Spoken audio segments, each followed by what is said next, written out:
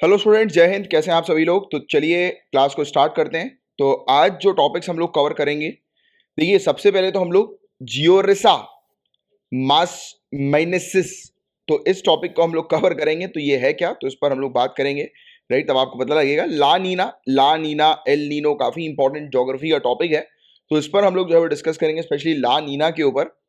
And इसके अलावा पाकिस्तान जो है गाइस, ये ग्रे लिस्ट पर रहने वाला है। एफएटीएफ के की जो ग्रे लिस्ट, तीन लिस्ट हम लोग को फाइनेंशियल एक्शन टास्क फोर्स की देखने को मिलती है। बताओ जरा कौन सी तीन लिस्ट्स हैं फाइनेंशियल एक्शन टास्क फोर्स की, देखते हैं किसको पता है।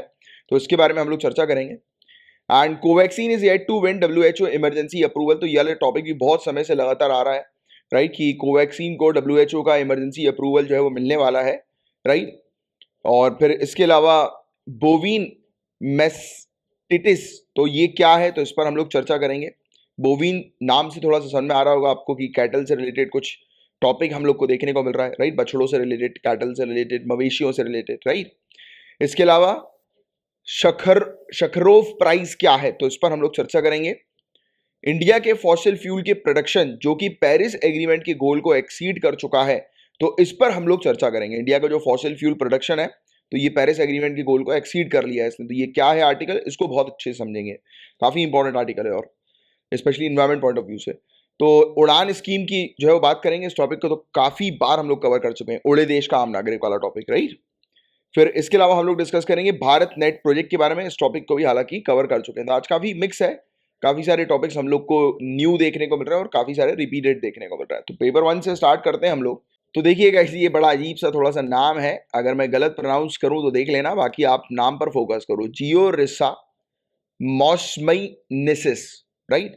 तो ये देखो, इसमें मौसमई दिखाई दे रहा है। तो देखो, ये मौसमई जो है, ये आपको थोड़ा सा ध्यान में रखना है। मौसमई, पहली बात तो ये चीज तो जरूर ध्यान में रखनी है कि ये एक प्रजाति है स्नेल की, छोटी प्रजाति, हम लोग को माइक्रो स्नेल की प्रजाति देखने को मिल रही है। बट ये जरूर याद रखना, मौसमई गुफा, मौसमई केव, तो ये एक लाइमस्टोन चूना पत्थर केव हम लोग को देखने को मिल रही है मेघालय की। तो क्वेश्चन आएगा मौसमई केव कहां पर है, तो मेघालय आपको ध्यान में रखना है।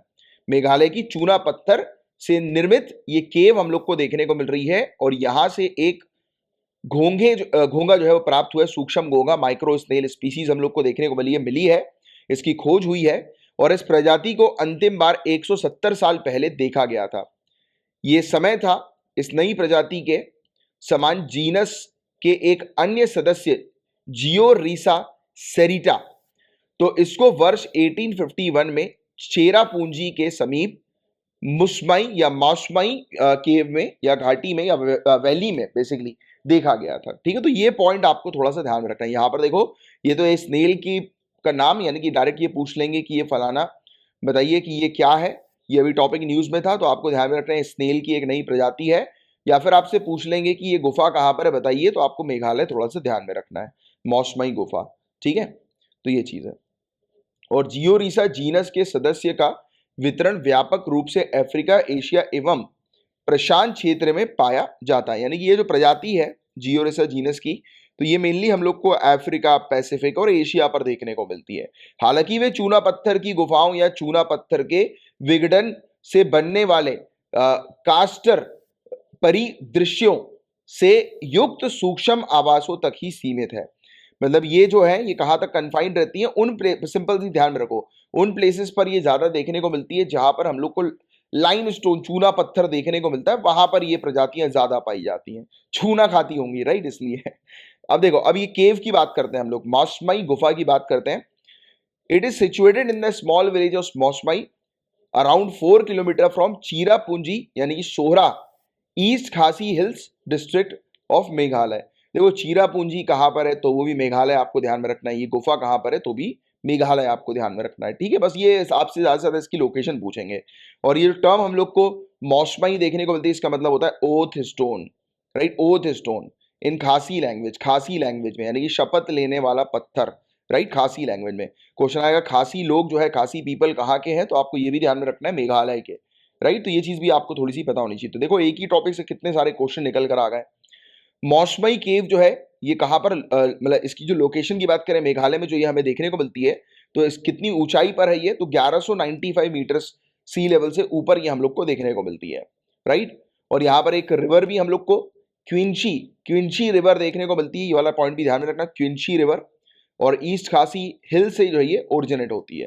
ठीक है, तो बस ये हो गया पूरा ओवरऑल टॉपिक, जिसका एक आपको अच्छा आइडिया, एक बहुत अच्छी जानकारी होनी चाहिए। So guys now we will going to discuss about La Nina. तो ये काफी ज्यादा इंपॉर्टेंट टॉपिक है, इसके बारे में एक अच्छी जानकारी आपको होनी चाहिए। But let me clear you कि ये टॉपिक हम लोग current affairs point of view से ला नीना का पढ़ रहे हैं, बट ये जो टॉपिक होगा ये कंप्लीट जो होगा वो एल नीनो सदर्न ऑसिलेशन का टॉपिक होगा। आपको एल नीनो सदर्न ऑसिलेशन पूरा पढ़ना है, जिसमें ला नीना भी आता है और एल नीनो भी आता है। अगर आप यूपीएससी 2022 बैच में हैं तो आपको टेंशन लेने की जरूरत नहीं है, पूरा टॉपिक मैं कवर करवाऊंगा, ये आपके सिलेबस में ही है। और अगर आप किसी कोचिंग इंस्टीट्यूट में जाते हैं अलग से कहीं और, तो आप उनसे बोलिए कि आपको ये टॉपिक जो है वो कवर कराएं, क्योंकि आपके सिलेबस का काफी ज्यादा इंपॉर्टेंट टॉपिक है।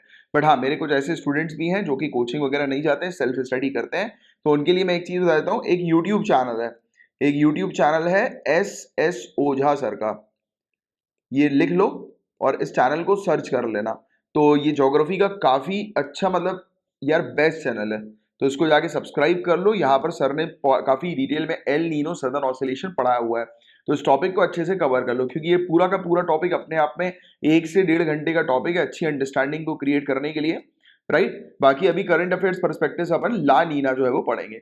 देखो यार, मेरा मेन जो फोकस होता है वो स्टूडेंट्स के ऊपर होता है कि उनको मैं सही रास्ता दिखाऊं, सही गाइडेंस करूं, राइट। मैं चाहता तो अभी आपको वाली चीज बताता भी नहीं कि ये पूरा टॉपिक नहीं है और मैं आधा अधूरा टॉपिक करवा के आपको आगे बढ़ जाता है, राइट। बट मेरी अप्रोच ऐसी नहीं होती, मेरी अप्रोच ऐसी होती है, अगर मैं स्टूडेंट को बताऊं, देखो जैसे कि मुझे पता है कि करंट अफेयर्स में ये टॉपिक उतना पर्याप्त जो है वो नहीं बताया गया है, क्योंकि ये करंट अफेयर्स के अंदर सिर्फ ला नीना पर्सपेक्टिव से ये टॉपिक कवर किया गया है। बट ये टॉपिक जो होगा वो फुलफिल पूरा तब होगा जब एल नीनो और ला नीना को आप एक साथ रखकर पढ़ेंगे। और आप यूपीएससी 2022 बैच में है तो आपका कवर हो जाएगा। बाकी जो नहीं है उनके लिए मैंने ऑप्शंस अपने बता दिए हैं, क्योंकि देखो मेरा काम है आपको सही डायरेक्शन प्रोवाइड कराना। मुझे कई बार ऐसा भी होता है, मेरे साथ स्टूडेंट जो है मुझसे कुछ जैसे ऑप्शनल की बुक्स वगैरह पूछते हैं, मैं चाहूँ तो 2 मिनट गूगल पे सर्च करके, कोई बड़ी बात नहीं है मेरे लिए, गूगल पे सर्च करके स्टूडेंट को बता दूं, बट क्या होगा उससे स्टूडेंट का नुकसान होगा, राइट। इसलिए मैं स्टूडेंट को क्लियर बोल देता हूँ कि मैंने कहा यार देखो ऑप्शनल का डोमेन मेरा नहीं है, आप जनरल स्टडीज के बारे में, करंट अफेयर्स के बारे में मुझसे पूछ लें, वो भी सिविल सर्विसेज के लिए, तो मैं आपको जो है वो डेफिनेटली हेल्प कर पाऊंगा, राइट। बट अगर आप मुझसे ऑप्शनल का पूछेंगे तो मैं उनको रास्ता बताया, तो आप एक काम करो, ये टीचर के पास चले जाओ। इवन कई बार तो मेरे साथ ये भी होता है, कुछ स्टूडेंट बोलते हैं कि सर हम दिल्ली जाके जो है वो पढ़ना चाहते हैं, मैं उनको इवन दिल्ली की अच्छी कोचिंग जो है बता देता हूँ, राइट। कई बार मुझसे मेरे दोस्त लोग भी आर्ग्यू करते हैं, बोलते हैं कि अरे यार तू मतलब किस टाइप का है, मतलब ये सब तो तेरे मार्केट में जो है कंपटीशन है। तो मैं उनसे ये एक ही चीज बोलता हूँ कि मैंने कहा यार देखो यार, मैं कंपटीशन है, मान लिया कि ठीक है कंपटीशन है, बट उसके चक्कर में मैं अपने स्टूडेंट का बुरा नहीं कर सकता, राइट। मैं उनको गलत गाइडेंस नहीं दे सकता, क्योंकि अल्टीमेटली अगर मैं आपको सही गाइडेंस दूंगा तभी तो जाकर आप 4 लोगों को और बताएंगे मेरे बारे में कि हाँ यार ये सर जो है ये सही जो है वो पढ़ाते हैं, एक्यूरेटली जो है वो चीजें कवर कराते हैं। और आप जो स्टूडेंट्स यूपीएससी 2022 बैच में नहीं है उनको मैं आपको बता दूंगा, इस अगर आपने प्लान किया होगा ये ज्वाइन करने का, फिर अगर आपने नहीं ज्वाइन किया है तो मैं आपको एक चीज बता दूं, अभी कितना दिन हुआ होगा, मुश्किल से मेरे ख्याल से 15-16 दिन हुए होंगे एग्जैक्टली। अगर क्लास की बात करें तो 13 क्लास हो गई है, 13 क्लास हो गई है, इंक्लूडिंग रिवीजन क्लासेस ऑल्सो। इसमें हिस्ट्री क्लास का भी रिवीजन हुआ है और करंट अफेयर्स का भी रिवीजन हुआ है। अगले 5 दिन में 30% हिस्ट्री का कोर्स पूरा कंप्लीट होने वाला है, हिस्ट्री के सिलेबस का 30% we will going to finish it. अब ऐसा भी, ये भी नहीं है ऐसा कि हमने ये जो कोर्स कवर किया है ये 12-13 क्लासेस में बहुत हड़बड़ी में कवर किया, नहीं बॉस। हर एक टॉपिक को करीब 3 से 4 बार, मैक्सिमम 5 बार पढ़ा गया है। स्टूडेंट्स ने अगर जेन्युइनली मेरी एडवाइस को फॉलो किया है तो 3 से 5 बार इस टॉपिक को कवर किया, हर एक टॉपिक को। और क्लास में ये टॉपिक जो है वो 2 बार कवर करवाया गया है, 2 बार, हर एक टॉपिक 2 बार कवर करवाया गया है, एक बार प्रॉपर। और ऐसा भी नहीं कि स्किप कर दिया कुछ कुछ टॉपिक, एक एक पन्ना सामने रखकर कवर करवाया है। तो मेरी अप्रोच जो है ना वो काफी अलग है। मैं जब बोलता हूं कि मैं आपकी जो है वो तैयारी कराऊंगा, इसका मतलब ये है कि प्रॉपर तरीके से इन डेप्थ अंडरस्टैंडिंग। और ऐसा भी नहीं है कि it will take extreme time, मैंने आपकी तरफ से बोला कि भैया आपको टाइम देना पड़ेगा, अगर आप इस कोर्स को ज्वाइन कर रहे हैं तो you have to, right, give your time and efforts. अगर आप अपना टाइम देने के लिए रेडी है, एफर्ट्स देने के लिए रेडी है, तो इस कोर्स को ज्वाइन करें, तभी आपको इस कोर्स के थ्रू जो है वो बेनिफिट मिलेगा। क्योंकि मैं ऐसा नहीं है कि आया जो भी है टॉपिक वो पढ़ाया और चल दिया, नहीं बॉस। मेरा मकसद ये होता है कि मैं आपको पढ़ाऊं, मैं आपको समझाऊं और ये इंश्योर करूं कि हर एक चीज आपको समझ में आनी चाहिए, राइट। और मैं आपको मल्टीपल टाइम्स उस चीज को कवर कराता हूं। क्यों? क्योंकि मुझे आप लोग का सिलेक्शन चाहिए, राइट। तो इस चीज पर मैं काम करता हूँ। कई सारे लोग इस चीज पर चढ़ जाते हैं, मेरे जैसे दोस्त वोस्त हैं कि अरे यार तू इतना टाइम दे रहा है और मिल नहीं रहा कुछ। मैंने कहा कैसे नहीं मिल रहा? क्यों नहीं मिल रहा? मिल रहा है और मिलेगा, राइट। जिस प्रकार की मेरी ग्रोथ चल रही है, because of you guys, I am very much happy, और लगातार मैं हैप्पी रहूंगा ही, राइट, इस ग्रोथ में, राइट। क्योंकि अल्टीमेटली देखो, मैं अगर आपको सही एडवाइस दूंगा तब आप 4 लोग को और बुलाएंगे। और मेरे साथ ये हो रहा है, हर दिन मेरे पास करीब 3 से 4 एडमिशन की क्वेरीज आती है, 3 से 4 एडमिशन होते हैं, राइट। उन लोगों के जो लोग नए हैं, न्यू हैं, वो ये बोलते हैं कि सर मुझे रिकमेंड किया है इस फलाना मेरे दोस्त ने, राइट। मुझे एक फ्रेंड ने जो है बताया, जो कि आपके पेड कोर्स में है, राइट। वो क्यों होता है ऐसा? क्योंकि द रीजन बीइंग इज कि देखो, ये बात बिल्कुल सही है, हर एक टीचर का पढ़ाया गया हर एक स्टूडेंट को नहीं आता समझ में। मैं भी जो चीज पढ़ाता हूँ, हो सकता है काफी सारे ऐसे स्टूडेंट्स होंगे जिनको नहीं आता होगा समझ में। तो इसलिए मैं पहले ही कह देता हूँ कि आप मेरी करंट अफेयर्स की क्लास को एज अ डेमो के तौर पर लें। अगर ये क्लास के थ्रू आपकी अंडरस्टैंडिंग बिल्डअप हो रही है तो आप पेड कोर्स को ज्वाइन करें। और इवन एक सीख और भी ले लें कि आप कहीं पर भी ज्वाइन करना चाहें, पहले एक बार देख लें जो आपको पढ़ा रहे हैं वो आपको समझ में आ रहा है या नहीं आ रहा है। नहीं तो पता लगे फीस देने के बाद सरदर्द हो जाए आपके लिए वो क्लासेस, वो काम नहीं करना है, ठीक है। उससे आपका पैसा वेस्ट होगा, और पैसे से ज्यादा यार टाइम, पैसा तो फिर भी कमा लोगे, और वैसे भी आप लोग का तो पैसा है नहीं, माँ बाप का ही पैसा होगा जो लाख रुपए की फीस पे करते हो। मैंने अपनी फीस भी इसलिए कम रखी है क्योंकि मेरे स्टूडेंट खुद अफोर्ड कर ले, और बाद में जब सेलेक्ट हो जाए तब ले आना, फिर जितने देना चाहो, इच्छा हो जितनी, 10 लाख, 20 लाख, 50 लाख, राइट, जितनी इच्छा हो आपकी दे जाना, उसमें क्या दिक्कत है, ठीक है। बट पहले जो है एग्जाम को क्लियर करो, मेहनत करो, मेहनत करोगे तो एग्जाम क्लियर होगा, राइट। और बाकी मैं किसी को नहीं मानता कंपटीशन, मैं अपने ऊपर काम करता रहता हूँ कंटिन्यूअसली, अपने आप को अपग्रेड करता रहता हूँ। आपको लगता है कि यार कुछ चीज मुझे ऐसी करनी चाहिए तो उसके अकॉर्डिंग मैं कराता हूँ, आपके फीडबैक पे चलता हूँ, और इसलिए इंप्रूव होता रहता हूँ लगातार, राइट। और मेनली देखो यार, एग्जाम निकालो, अगर इस एग्जाम की तैयारी कर रहे हो तो सिर्फ अपने आप को और अपने माँ बाप को बेवकूफ मत बनाओ। इस एग्जाम में चाहिए बॉस मेहनत, बैठ के चिपक के मेहनत करोगे तब आपको फायदा मिलेगा। जो रूटीन मैंने भी अपने स्टूडेंट्स का सेट कर दिया है यूपीएससी 2022 बैच में, उनके पास टाइम ही नहीं मिल पा रहा दूसरी कुछ चीज करने का। क्यों? क्योंकि टाइम नहीं देना है इस एग्जाम की प्रिपरेशन में। अगर आप सोचो कि यार 2 घंटे, 3 घंटे, 4 घंटे पढ़ लिया, हो गया, मस्त एंजॉय कर रहे हैं, नहीं, ये काम करना ही नहीं है। 2 घंटे मेरी तो क्लासेस, जैसे 1 घंटे की करंट अफेयर्स की क्लासेस होती है और करीब 2 से 3 घंटे की तो क्लासेस ही होती हैं रेगुलर बेसिस पर, राइट। कभी 1.5 घंटा हो गया तो हो गया, जल्दी जो है वो क्लास खत्म हो गई तो हो गई। वैसे ऑन एन एवरेज जो है वो 2 घंटे के आसपास की क्लासेस का चल रहा है, कि रेगुलर बेसिस पर 2 घंटे की जीएस की क्लास और 1 घंटे की करंट अफेयर्स की क्लास। इसके अलावा दूसरे कुछ मैं आपको 4 से 5 घंटे के टास्क देता हूँ जो कि आपको करना होता है, राइट। और जॉब वाले स्टूडेंट भी मेरे साथ जुड़े हुए हैं। अरे जॉब वाले छोड़िए, मेरे पास मैं आपको बता रहा हूँ ना, सीआईएसएफ में जो मतलब इंस्पेक्टर की पोस्ट में, वो मेरे स्टूडेंट हैं। Various PSU, public sector undertakings, और अच्छी अच्छी गवर्नमेंट सर्विसेज में जो लोग हैं, स्टेट सिविल सर्विसेज की में जो लोग हैं, वो मेरे स्टूडेंट है, वो इस बैच में कवर कर रहे हैं। बड़ी बड़ी कोचिंग से आए हुए लोग कवर कर रहे हैं। कुछ स्टूडेंट ने ये भी कहा मुझे कि सर हमने एक कोचिंग को ज्वाइन किया था, करीब 12 महीने हो गए, उन्होंने अभी तक पॉलिटी तक खत्म नहीं किया, और हमने अभी करीब 12 से 15 दिन में, 15 दिन मेरे ख्याल से 13 क्लास हो गई होंगी including revision also. We have finish 30% of history course, right. History syllabus का आपका 30% कोर्स जो है वो अभी कवर नहीं हुआ है, सॉरी, 5 दिन के अंदर अंदर कवर हो जाएगा, राइट। और इस तरीके से कि हर एक अंडरस्टैंडिंग डेवलप हो, तो हड़बड़ी नहीं करता मैं आराम से कवर कराता हूँ। मैंने हिस्ट्री को पहले इसलिए चुना है क्योंकि हिस्ट्री में लोगों को लगता है बहुत बल्कि और नो डाउट हैवी, राइट। और सेकेंडली लोगों को समझने में दिक्कत आती है, और अपन इस तरीके से कवर करवाते हैं कि बहुत आसानी से चीजें समझ में भी आए, ईयर्स तक याद हो जाए, ईयर्स तक याद हो जाए, राइट। बस आपको रिकॉल ही तो करना है, बट कुछ ट्रिक होती है जिसका इस्तेमाल करोगे आप तो ऑटोमेटिकली पूरी चीज ध्यान में रहेंगी। चलो एनीवेज, आपका और इसमें ज्यादा समय नहीं वेस्ट करूंगा बातचीत करने में, बट बाकी बेवकूफ मत बनाओ अपने आप को, अपने परिवार को। इस एग्जाम की तैयारी करो तो मन लगा के करो यार। जब मेरे साथ मदर्स भी हैं, काफी सारी मदर्स हैं, राइट, जो इस एग्जाम को लिख रही हैं, जो मेरे कोर्स में एनरोल्ड हैं, वो अपना टाइम निकाल के जो है वो प्रिपरेशन कर सकती हैं। तो अगर आप फ्री हो, आपके ऊपर कोई भी रिस्पॉन्सिबिलिटी नहीं है, तो you are very lucky for now.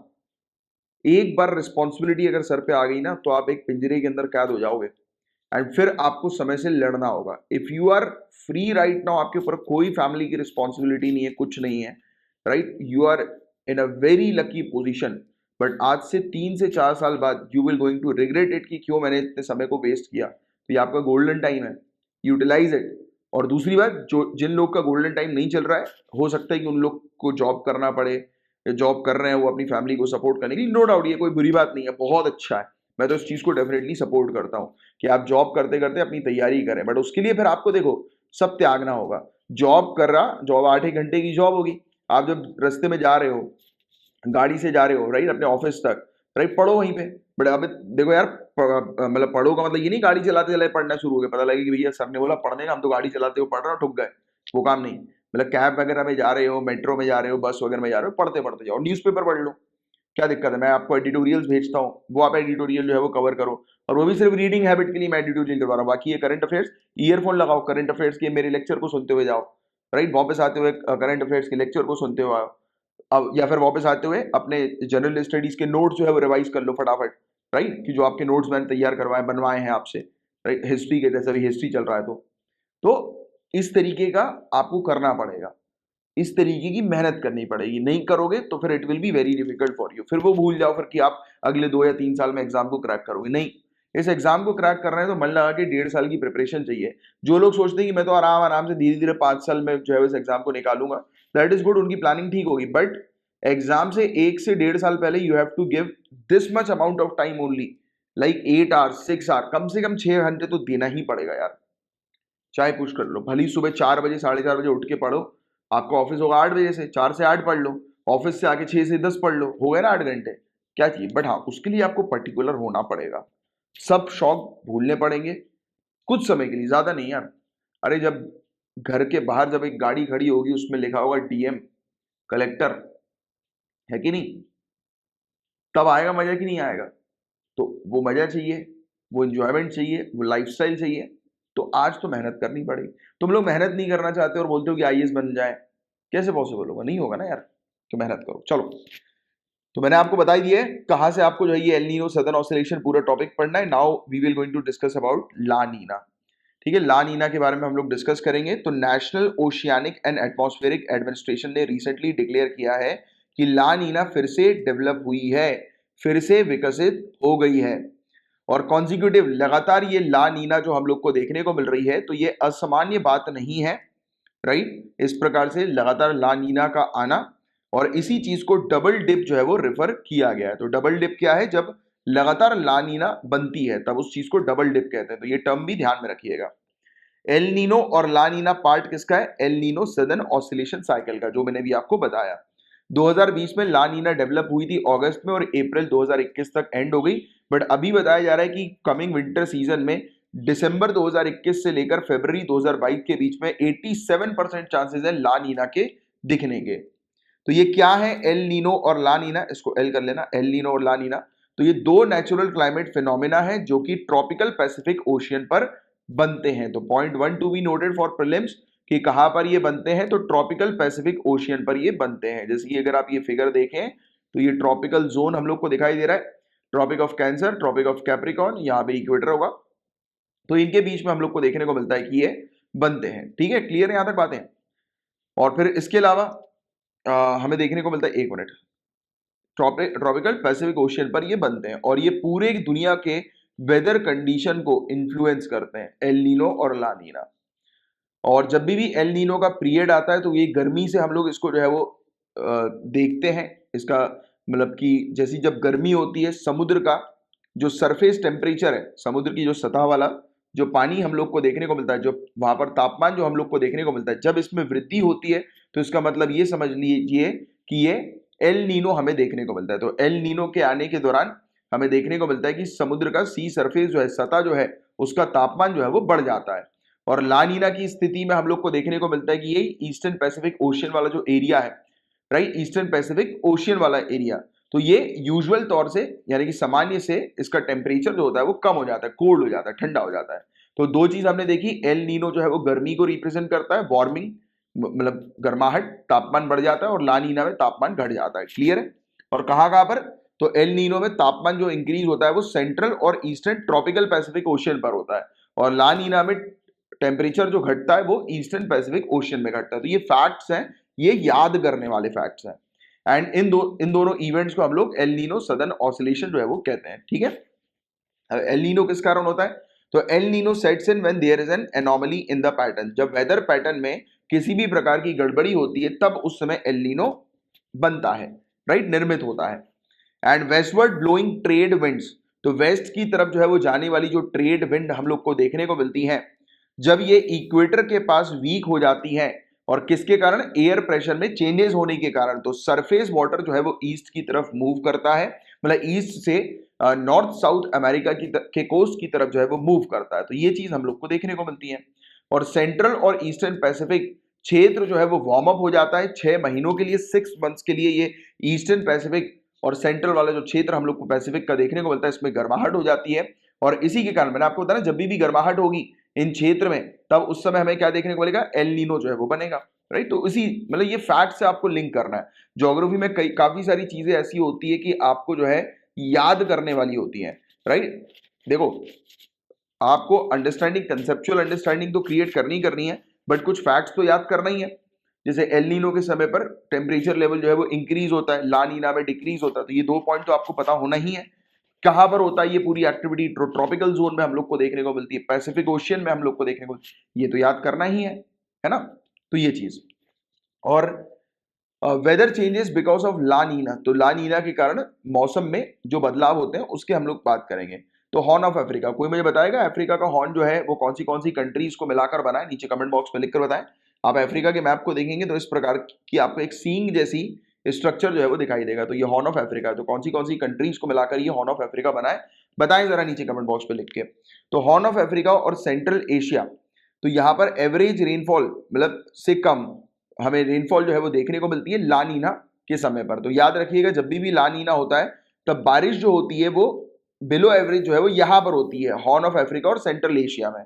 और ईस्ट अफ्रीका की बात करें तो ईस्ट अफ्रीका में मतलब यूजुअल कंडीशन के तौर पर और कंडीशन ड्राई हो जाती है, राइट, सूखा जो है वो और ज्यादा हो जाता है, right, which together with existing impact of desert locust, तो टिड्डियां वगैरह जो होती है, लोकस्ट जो हम लोग को देखने को मिलता है, तो वो यहाँ पर अटैक कर देती, तो और बुरी स्थिति हो जाती है और यहाँ पर इनसिक्योरिटी जो है, फूड इनसिक्योरिटी बन जाती है, राइट। तो ये एक बड़ी दिक्कत है यहाँ पर अफ्रीका में, ला नीना के कारण बहुत तबाही जो है वो मच जाती है। तो ये फैक्ट आप थोड़ा सा ध्यान में रखिएगा। अभी ला नीना की जो बात हो रही है इस पर्सपेक्टिव से हम लोग कह रहे हैं। तो it could also lead to increase rainfall in southern Africa, और सदर्न अफ्रीका में रेनफॉल जो होती है वो इंक्रीज हो जाती है। देखिए, हॉर्न ऑफ अफ्रीका और सेंट्रल एशिया पर हमें देखने को मिलेगा कि एवरेज रेनफॉल से कम रेनफॉल हम लोग को देखने को मिलेगी, और रेनफॉल जो बढ़ जाएगी, बारिश जो बढ़ जाएगी, वो सदर्न अफ्रीका में हम लोग को देखने को मिलेगी कि बढ़ जाएगी। It could also affect south west Indian ocean tropical cyclone, तो south west Indian ocean tropical cyclone को भी ये अफेक्ट करेगी, उसकी इंटेंसिटी को कम कर देगी, यानी कि साइक्लोन्स की, चक्रवात की जो तीव्रता है उसको कम कर देती है ये ला नीना।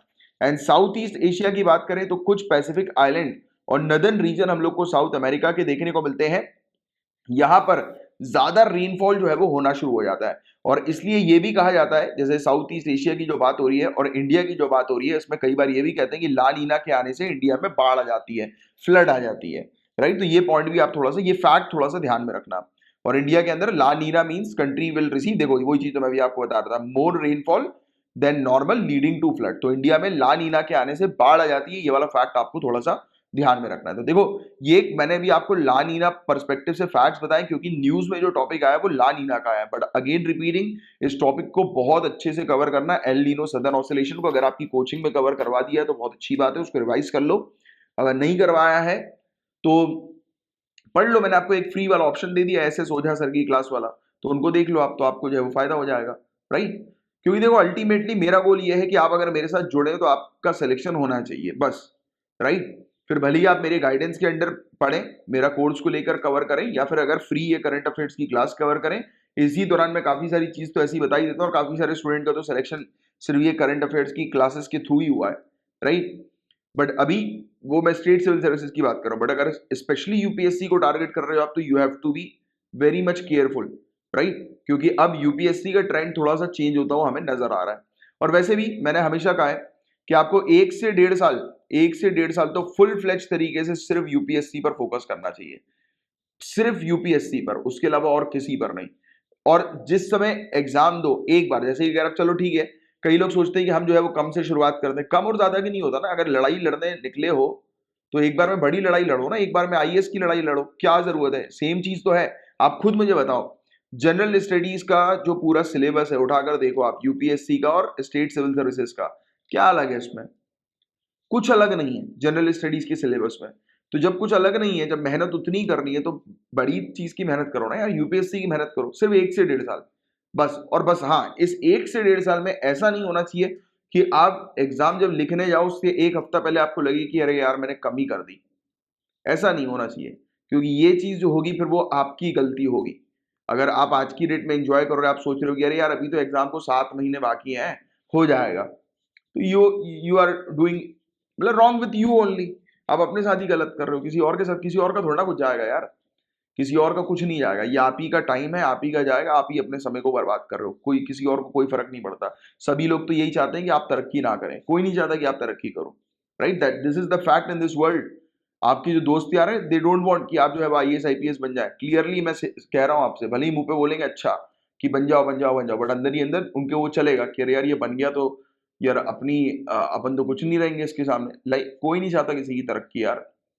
तो इसलिए और आपको लोग अट्रैक्ट करेंगे, खींचेंगे, बाहर निकालेंगे कि चला यार घूम के आए, अरे क्या यार पढ़ रहा है यार इतने घंटे तक, चला अपन राउंड लगा के आए, अरे चला कॉफी पी के आए। आपको बहुत ज्यादा फोर्स करेंगे बाहर आने के लिए, बट ये है कि आपको इन सब डिस्ट्रैक्शन से दूर भागना है। फोन नंबर बंद कर दो, ऑफ कर दो, क्या फर्क पड़ रहा है? 1.5-2 साल से किसी से बात नहीं करोगे, बट उसके उसी के घर जब जाओगे, राइट, अपनी आईएएस की गाड़ी में, राइट, तो वो जलवे अलग होंगे, 2-3 गनमैन आजू बाजू रहेंगे आपके। अरे जलवों के साथ करो ना, काम करो तो जलवों के साथ करो, कि अभी एज आ गई है, अभी बच्चों वाली एज नहीं है आपकी, राइट? कि अब और अगर आप ये मेरा लेक्चर देख रहे हैं तो यू हैव ऑलरेडी डिसाइडेड कि आपको यूपीएससी का एग्जाम या सिविल सर्विसेज का एग्जाम क्रैक करना है, तभी आप देख रहे हैं। तो मन लगा के तैयारी करो। चलो, बहुत बातें हो गई, अब बात नहीं करूंगा इससे रिलेटेड कुछ। अब पेपर 2 की जो है वो बात करता हूँ, क्योंकि मेरा काम ये है यार कि आपको रेगुलर, क्योंकि एग्जाम जो है ना मैराथन है, आपको रेगुलर बेसिस पर बूस्टअप करते रहने का काम है मेरा। पाकिस्तान टू रिमेन, और अरे एक हिसाब बेटा टॉपिक है एफएटीएफ का, फाइनेंशियल एक्शन टास्क फोर्स का, इतनी बार कवर कर चुके कि आपको रट चुका होगा। तो पाकिस्तान जो है ये हमें ग्रे लिस्ट पे देखने को मिलेगी। एफएटीएफ की जरा बता दो नीचे कमेंट बॉक्स पर, एफएटीएफ की कितनी लिस्ट है टोटल, राइट? लोग सिर्फ 2 ही लिस्ट का नाम लिखते हैं, बट मेरे स्टूडेंट 3 लिस्ट का नाम लिखकर बताएंगे, जल्दी लिखकर बताओ। तो Pakistan will continue to be on the grey list of FATF as it needs to further demonstrate that action is being taken against United Nations designated terrorists like India's most wanted Hafiz Saeed, Masood Azhar and groups led by them। तो क्या हुआ है कि Pakistan details है वो नहीं दे पा रहा है कि क्या एक्शन वो ले रहा है इन टेररिस्ट ग्रुप के अगेंस्ट, तो इसलिए इसको एफएटीएफ ग्रे लिस्ट में ही रख रही है। On the action plan of Pakistan, Paris-based FATF requires it to demonstrate the terror financing investigation and prosecution of leaders and commanders of United Nations designated terrorist groups and their associates।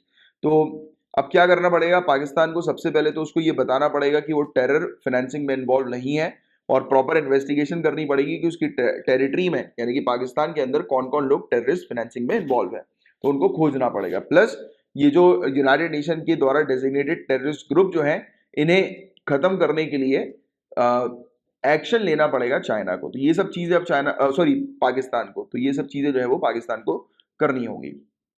Pakistan was put on the grey list in 2018, तो 2018 में इसको grey list में जो है वो रखा गया था, और कंट्री जो है वो तब से लेकर अभी तक जो है वो स्ट्रगल कर रही है ग्रे लिस्ट से बाहर निकलने के लिए। और it has now completed 26 of 27 action items given to it in 2018। तो 27 आइटम्स उसको दिए गए थे, यानी कि एफएटीएफ ने बोला था ये 27 चीजें लिस्ट में कि आपको ये पूरी चीज जो है वो फुलफिल करनी है। इसमें से 26 चीज उसने फुलफिल कर ली है, एक चीज जो है वो रह गई है, वही टेररिस्ट फाइनेंसिंग वगैरह को लेकर ये प्रॉपर तरीके से डेमोन्स्ट्रेट नहीं कर पाया, बता नहीं पाया, राइट, इन्वेस्टिगेशन नहीं कर पाया। चलो एनीवेज, तो ये था पूरा ओवरऑल टॉपिक, जिसके बारे में एक न्यूज का, जिसके बारे में एक आपको आइडिया होना चाहिए। बाकी एफएटीएफ के बारे में इजी और सिंपल तरीके से पहले मैं आपको समझा देता हूँ। देखो सिंपल सी चीज ये समझिए आप कि एफएटीएफ एक ऑर्गेनाइजेशन है, राइट? एक पहला point, FATF financial action task force, इसका काम क्या है कि रोकना टेररिस्ट फाइनेंसिंग, और इनिशियली इसका काम जो था वो मनी लॉन्ड्रिंग को रोकना था, राइट? कि लोग बाग जो है वो काले पैसे का इस्तेमाल जो है वो टेररिस्ट फाइनेंसिंग में और इस प्रकार की गलत एक्टिविटीज में करते हैं। तो ये उन कंट्री को ढूंढती है चेक करती है कि इस प्रकार से इलीगल ट्रांजैक्शन किस कंट्री के अंदर जो है वो जा रहे हैं और कौन सी कंट्री इस प्रकार की इलीगल एक्शन जो है वो कर रही है, यानी कि इलीगल एक्शंस ले रही है टेररिस्ट फाइनेंसिंग के लिए। Understanding the point. तो ये पहली बात, तो ये ऑर्गेनाइजेशन ये फाइंड आउट करती है, ठीक है, कौन कौन कंट्री इस प्रकार से इन्वॉल्व है गलत एक्टिविटीज में, राइट, स्मगलिंग में, राइट, और ये जो एक्टिविटी हम लोग को देखने को मिलती है मनी लॉन्ड्रिंग की, राइट, टेररिस्ट फाइनेंसिंग की, तो इन सब एक्टिविटी को ये चेक करती है। फिर जब इसने चेक कर लिया तब क्या करेगी, सबसे पहले उस कंट्री को देगी वार्निंग कि हमें नोटिस हुआ है, हमें पता लगा है कि आप इन एक्टिविटीज में इन्वॉल्व हो, राइट। फिर भी लगातार वो कंट्री जो होती है जिसको वार्निंग दी जाती है वो कंटिन्यू रखती है अपनी एक्टिविटीज, तब एफएटीएफ बोलती है कि चलो बेटा आ जाओ अब हमारी ग्रे लिस्ट के अंदर, ठीक है। अब ग्रे लिस्ट में आने का मतलब ये है कि अब सभी जगह पर ऑल ओवर वर्ल्ड जो है ये क्लियर हो गया है कि ये कंट्री किसी ना किसी रॉन्गफुल एक्टिविटी में इन्वॉल्व है, ये एक्स कंट्री किसी ना किसी रॉन्गफुल एक्टिविटी में इन्वॉल्व है। तो अगर आपको मेंस में लिखना है तो आप मेंस में क्लियरली अब पाकिस्तान के बारे में लिख सकते हैं कि Pakistan is involve in terrorist financing, क्योंकि ये हेंस प्रूव हो चुका है, एफएटीएफ ने इस चीज को ऑलरेडी प्रूव कर दिया है। तो Pakistan can not deny, Pakistan अब डिनाई कर ही नहीं सकता कि वो टेररिस्ट फाइनेंसिंग में इन्वॉल्व नहीं है, क्योंकि एफएटीएफ ने क्लियरली उसको जो है वो पकड़ लिया है, राइट। अब एक चीज समझिए, अगर एक कंट्री ग्रे लिस्ट में आ जाती है तो क्या होता है, अगर एफएटीएफ की एक कंट्री ग्रे लिस्ट या ब्लैक लिस्ट तो फिर बहुत ही खतरनाक बात हो गई। अगर कोई कंट्री एफएटीएफ की ग्रे लिस्ट में आ गई तो क्या होगा, तो उस कंट्री के साथ दूसरी कंपनीज, एमएनसीज वगैरह, दूसरी कंट्रीज वगैरह, राइट, इवन जैसे वर्ल्ड बैंक हो गए, आईएमएफ हो गए, ये सब इंस्टीट्यूशन, सपोर्टिंग इंस्टीट्यूशंस वगैरह, ये कोई उनको सपोर्ट नहीं करते, कोई इनके साथ ट्रेड नहीं करते, व्यापार नहीं करते, किसी प्रकार की डील नहीं करते। अब आप बोलोगे सर ऐसा क्यों, तो इसलिए ऐसा, इस तरीके से समझो, आप हो, ठीक है, आपका एक दोस्त है, आपका दोस्त जैसे लेट्स से कि बहुत इलीगल एक्टिविटी कर रहा है और आपको पता लग गया, लेट्स छोटी सी बात करें तो लेट्स से कि वो गांजे बेच रहा है, राइट, या फिर गांजे का सप्लाई कर रहा है एक जगह से दूसरी जगह तक, राइट, या फिर लेट्स से इसको और थोड़े बड़े लेवल पर जो है वो लेकर चले जाए तो वो कोकीन वगैरह और इस प्रकार के ड्रग्स का सप्लाई कर रहा है। आप मुझे बताओ कि क्या आप इस दोस्त के साथ घूमोगे, सच सच बताओ, क्या इस दोस्त के साथ घूमोगे, आप नहीं घूमोगे, आप इस दोस्त के साथ अपनी दोस्ती तोड़ लोगे, और अगर घूमोगे तो यू आर एन इडियट, अभी भी आप बच्चे हो, राइट, जो कि अभी तक ये नहीं समझ पा रहे हो कि सामने वाला जब डूबेगा तो वो आपको लेकर डूबेगा। और मैं क्या बोलूं, मेरे तो बचपने में हो चुका है, मुझे उठा के ले गई थी क्राइम ब्रांच बचपने में, इसी कारण कि मैं कुछ गलत लोगों के साथ इन्वॉल्व था, और जब गलत लोगों के साथ इन्वॉल्व था क्राइम ब्रांच ले गई, और हुआ ये था कि जिन लोग के साथ इन्वॉल्व था उन्हीं लोगों ने मुझे फंसा दिया था, राइट, पुलिस वालों को पैसे दे के, राइट, मुझे फंसा दिया। और लिटरली बताऊं कि बहुत, मैं 17 साल का था उस समय, और जो हम बोलते हैं ना आर्टिकल 22, बेहतरीन तरीके से वॉयलेशन हुआ था आर्टिकल 22 का मेरे ऊपर, धनाधन जो सुताई करी थी उन लोगों ने, और फिर पूरी चीज पे साइन वाइन करवा लिए, बोलते कि बता दो कि तुम ही ने किया है ये वो। अब इतनी मार खा ली थी, अब मैंने बोला कि भाई क्या करें यार, अब मैंने कहा लो, मैंने कहा कम से कम मारेगा तो नहीं सामने लगा रहा, बुलेट बना दिया था यार, बुलेट बना दिया था। फिर नेक्स्ट डे फिर पिताजी, वो 4 दिन 3 दिन के बाद तो पिताजी को पता लग पाया, क्योंकि इन्होंने फोन लगवा दिया था घर पे कि बोल दो कि तुम इंदौर गए हुए हो दोस्तों के साथ, राइट, थोड़े मतलब ऐसी। अब मैं था भी था उस समय, हरकत ही था थोड़ा सा, बाहर घूमने घूमने टाइप में बहुत इन्वॉल्व रहता था, तो मैंने बोल दिया घर पे फोन करके, तो घर वाले भी चिंता फ्री कि चलो ठीक है कहीं ना कहीं सेफ ही होगा लड़का। तो शादी का बुलवा दिया था उन्होंने कि शादी में जा रहा हूँ दोस्त की, निकल गया, राइट, और अर्जेंट में जाना पड़ रहा है, यहीं पे लेके जा रहे हैं ये लोग, तो ऐसे करके बोल के उन्होंने झूठ बुलवा दिया। अब घर पे अब क्या बोलूँ मैं। फिर 3 दिन के बाद जैसे जैसे करके एक पुलिस वाले को जो है पता लगा, मतलब वहीं पे थाने में एक पुलिस वाले ने मुझे देख लिया कि अरे यार तुम तो इनके बेटे हो। तो वो कि फादर और इवन मेरी दादी भी जो है, कभी किसी दिन लाइव करूंगा मैं आप लोग के साथ, दादी ने एक बहुत बड़ा मंदिर बनाया, अभी अपनी दादी है नहीं, स्वर्गवास हो गया उनका, तो उन्होंने बहुत बड़ा मंदिर बनवाया है, तो किसी दिन लाइव करके आपको दिखाऊंगा, बहुत अच्छी, मतलब एक पहाड़ के एरिया पे, पहाड़ी पे लोकेटेड है, बहुत अच्छा है, किसी दिन दिखाऊंगा मैं। उन्होंने मुझे पहचान लिया था कि अरे यार तुम तो ये हो, माता जी के लड़के हो, ऐसा बोला था उन्होंने, मतलब पोते हो दादी के।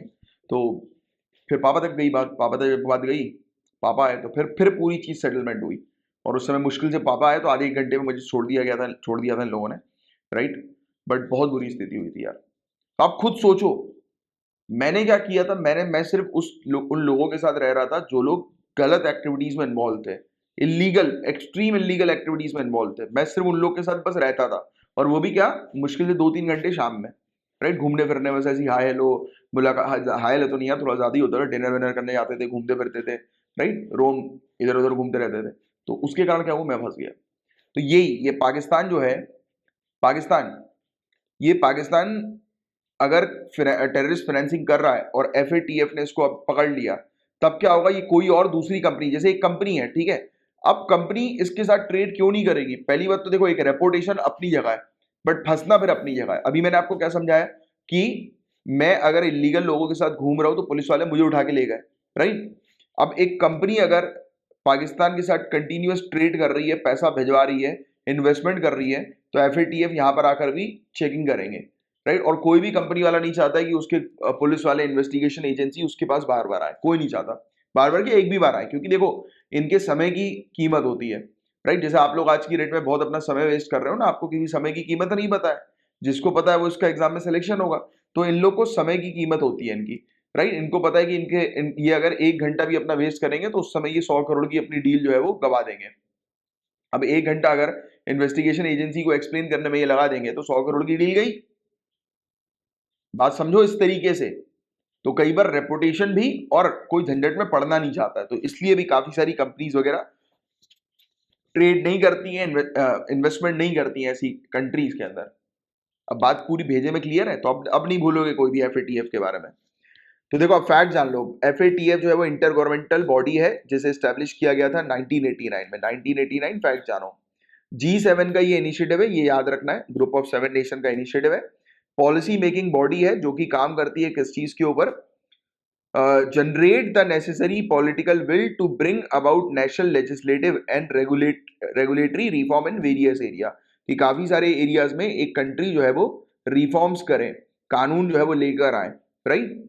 और एफएटीएफ का सेक्रेटेरिएट हम लोग को OECD, organisation for economic cooperation and development के हेडक्वार्टर पेरिस के अंदर हमें देखने को मिलता है। अब इसके फंक्शन क्या है, तो इनिशियली जब इसे एस्टैब्लिश किया गया था तो इसका मेन फोकस था मनी लॉन्ड्रिंग को कॉम्बैट करने का, मनी लॉन्ड्रिंग को रोकने का। मनी लॉन्ड्रिंग भी आपके जनरल स्टडीज पेपर 3 में है, ये हवाला सिस्टम वगैरह, मनी लॉन्ड्रिंग, तो ये सब पढ़ना है आपको, ये इंपॉर्टेंट टॉपिक्स हैं। और अक्टूबर 2001 में एफएटीएफ जो है उसने अपने मैंडेट को एक्सपेंड किया और इसने इंक्लूड कर दिया टेररिस्ट फाइनेंसिंग को भी। अब ये चेक करती है कि कौन सी कंट्रीज टेररिस्ट फाइनेंसिंग में इन्वॉल्व है, राइट, मनी लॉन्ड्रिंग के अलावा। और 2012 में इसने अपने एफर्ट्स को और ऐड किया और इसने ये मेन फोकस किया कि जो भी कंट्रीज, ये जो हमें देखने को मिलते हैं कि ये जो वेपन ऑफ मास डिस्ट्रक्शन जो होते हैं, WMD, weapon of mass destruction, तो इसको अपने पास रखते हैं, इस पर डील करते हैं, तो उस पर भी कार्रवाई करना इसने शुरू कर दिया। तो 3 एरियाज पर अभी ये कार्रवाई कर रही है एफएटीएफ, तो ये 3 एरियाज ध्यान में रखो। और एफएटीएफ में अभी कितने मेंबर हैं? 37 मेंबर हैं और 2 रीजनल ऑर्गेनाइजेशन है, राइट, जो कि मोस्ट मेजर सेंटर्स को रिप्रेजेंट करते हैं पूरे दुनिया भर के सभी पार्ट्स के। एंड इसके अलावा इसके पास ऑब्जर्वर्स भी हैं और एसोसिएट मेंबर्स भी हैं। अच्छा मुझे ये बताएं कि इंडिया एफएटीएफ का पार्ट है कि नहीं है? India is a member of FATF और नॉट, बताओ। एंड ब्लैक लिस्ट और ग्रे लिस्ट, देखो इसमें यहाँ पर तो इस न्यूज में लिखा है ब्लैक लिस्ट और ग्रे लिस्ट के बारे में, बट इसकी एक डार्क ग्रे लिस्ट भी होती है। अब मैं आपको आसान तरीके से समझा देता हूँ कि ये लिस्ट जो है वो क्या होती है। तो पहली बार आप ये मान के चलो कि वार्निंग देने के लिए एफएटीएफ जो है वो ग्रे लिस्ट में रख देती है एक कंट्री को, जैसे अभी पाकिस्तान को रखा हुआ है कि तुम जो है वो सुधर जाओ, राइट। और इसी में ही पाकिस्तान का बिजनेस बहुत ज्यादा डाउन हो चुका है, ट्रेड वगैरह ये सब चीजें बहुत ज्यादा डाउन हो चुकी है ग्रे लिस्ट में आने के बाद से ही। अब अगर पाकिस्तान ब्लैक लिस्ट पे चली जाएगी, मतलब कि अब इसके ऊपर सैंक्शन लग जाएंगे, कोई भी कंट्री किसी प्रकार का ट्रेड नहीं करेगी, इन्वेस्टमेंट नहीं करेगी, सपोर्ट नहीं करेगी ऐसी कंट्री को जो ब्लैक लिस्ट में होती है, राइट। तो ये वाला पॉइंट आपको ध्यान रखना। बट हाँ, ग्रे लिस्ट और ब्लैक लिस्ट के बीच में एक होती है डार्क ग्रे लिस्ट। कौन सी होती है? Dark grey list. इस पर्टिकुलर इसमें नहीं लिखा हुआ है आर्टिकल में, बट आप लोग लिख लो अपने पास कहीं पे। एक डार्क ग्रे लिस्ट होती है, ठीक है, तीसरी लिस्ट होती है। इसमें ग्रे लिस्ट और ब्लैक लिस्ट के बीच की होती है। ग्रे लिस्ट में डलने के बाद इसको कुछ समय की और वार्निंग दी जाती है कि बेटा सुधर जाओ, सेकंड वार्निंग है, अगर अभी भी नहीं सुधरे तो तुम्हें ब्लैक लिस्ट में डाल दिया जाएगा। समझ गए बात? तो ये चीज है। तो ब्लैक लिस्ट और ग्रे लिस्ट, ब्लैक लिस्ट यानी कि countries known as non cooperative countries और टेरिटरीज।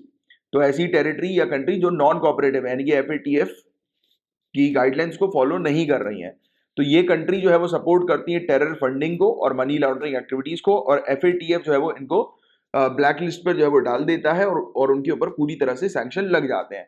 और ऐसा नहीं कि एक बार एक कंट्री को ब्लैक लिस्ट या ग्रे लिस्ट में डाल दिया गया तो उसको हटाया नहीं जाएगा, डेफिनेटली हटाया जा सकता है, समय समय पर एफएटीएफ रिवाइज करती है, राइट। और ग्रे लिस्ट की बात करें तो ग्रे लिस्ट सेफ हेवन्स हमें देखने को मिलती है, यानी कि ऐसी कंट्री है हाँ जो कि टेररिस्ट फंडिंग जो है वो कर रही हैं, तो इनको एक प्रकार से वार्निंग जो है वो दी जाती है कि बेटा हट जाओ, नहीं तो तुम्हें ब्लैक लिस्ट में डाल दिया जाएगा।